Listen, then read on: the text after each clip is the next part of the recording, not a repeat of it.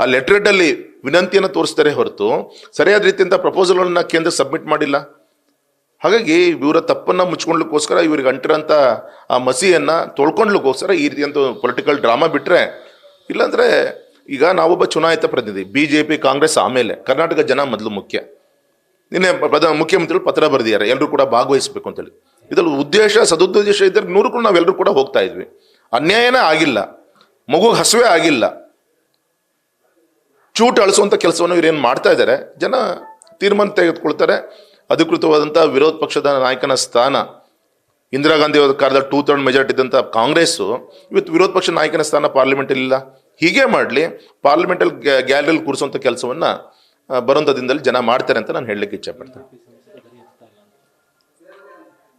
ಮತ್ತೆ ಮಧ್ಯೆ ಹೇಳ್ತಾ ಇದ್ದಾರೆ BJPಯ ಸಂಸದರು ಆ ಮಾಗಡಿ ಬಾಲಕೃಷ್ಣ ಗಂಡಸ್ಥಾನ, ಆ ಗಂಡಸ್ಥಾನಕ್ಕೆ ಉತ್ತರ ಕೊಡೋಕ್ಕೆ ನಮಗೂ ಗಂಡಸ್ಥಾನ ಇದೆ, ಈ ಸಂದರ್ಭ ಅಲ್ಲ.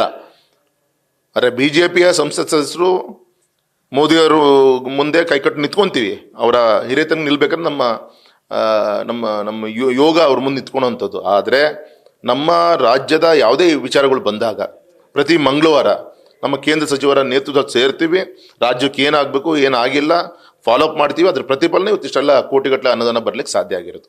ಹಾಗೆ ಈ ರೀತಿ ತಮ್ಮ ಗ್ಯಾರಂಟಿ ಮುಖಾಂತರ ನಾಳೆ ಪಾರ್ಲಿಮೆಂಟ್ ಎಲೆಕ್ಷನ್ ಮಾಡ್ಬೋದು ಅನ್ನೋದು ಅವ್ರ ಮನಸ್ಥಿತಿ ಇತ್ತು.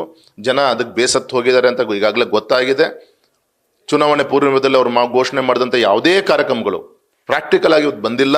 10 kg ಅಕ್ಕಿ ಕೊಡ್ತೀನಿ ಅಂದರು, ಇವತ್ತು ಒಂದೊಂದು KGಗೆ ಒಂದು 20-25 ರೂಪಾಯಿ ಲೆಕ್ಕ ಹಾಕಿ ದುಡ್ಡು ಕೊಡ್ತೀರಿ, ದುಡ್ಡಿಂದ ಹೊಟ್ಟೆ ತುಂಬಲ್ಲ. ಎಲ್ಲ ನಿರುದ್ಯೋಗಿಗಳಿಗೆ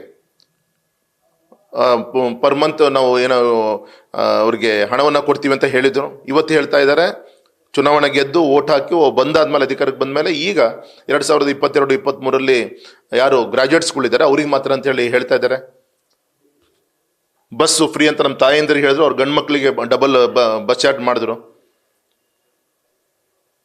ತೆರಿಗೆ ಗೊತ್ತಿಲ್ಲದಂಗೆ ತೆರಿಗೆಯನ್ನು ಹೆಚ್ಚಿಗೆ ಮಾಡಿದ್ರು, ಬಡವ್ರ ಜೋಬಿಗೆ ದುಡ್ಡು ಹಾಕಿ ಆ ದುಡ್ಡನ್ನು ತೆಗೆದು ವಾಪಸ್ ಗೃಹಲಕ್ಷ್ಮಿ ಅಂತೇಳಿ ಹೆಣ್ಮಕ್ಳಿಗೆ ಕೊಡೋ ಕೆಲಸ ಮಾಡ್ತಾ ಇದ್ದಾರೆ. ಇದೆಲ್ಲದೂ ಕೂಡ ಗೊತ್ತಾಗ್ತದೆ ಜನರಿಗೆ. ವಿದ್ಯುತ್ ವಿಚಾರದಲ್ಲಿ ಎಷ್ಟು ಮಿನಿಮಮ್ ಇತ್ತು, ಈಗೇನು ಮಿನಿಮಮ್ ಪ್ರೈಸ್ ಇವತ್ತು ಪರ್ ಯೂನಿಟ್ ಇವತ್ತು ಹೆಚ್ಚಿಗೆ ಮಾಡಿದ್ದಾರೆ. 4.25 ರೂಪಾಯಿ ಇದ್ದು 7 ರೂಪಾಯಿ ಮಾಡಿದ್ರು. ಹಾಗಾಗಿ ಬಡವರಿಗೆ ಇದೆಲ್ಲದೂ ಕೂಡ ಗೊತ್ತಾಗ್ತಾ ಇದೆ. ಹಾಗಾಗಿ ಈಗಾಗಲೇ ಅವರು ಬೇಸತ್ತು ಈ ಒಂದು ಅವರ ಪಕ್ಷವನ್ನು ಉಳಿಸ್ಕೊಳ್ಳಿಕ್ಕೋಸ್ಕರ ಇವತ್ತು ಆ ಹೋರಾಟವನ್ನು ಮಾಡ್ತೇ ಹೊರತು ಇದಕ್ಕೆ ವಿಶೇಷವಾದಂಥ ಅರ್ಥವನ್ನು ಕೊಡುವಂಥ ಅವಶ್ಯಕತೆ ಇದೆ ಅಂತ ನನಗೇನೋ ಅನಿಸಲ್ಲ sir. Thank you. News first ನಿರ್ಭೀತಿಯಿಂದ ನಿಮ್ಮ ಪರವಾಗಿ.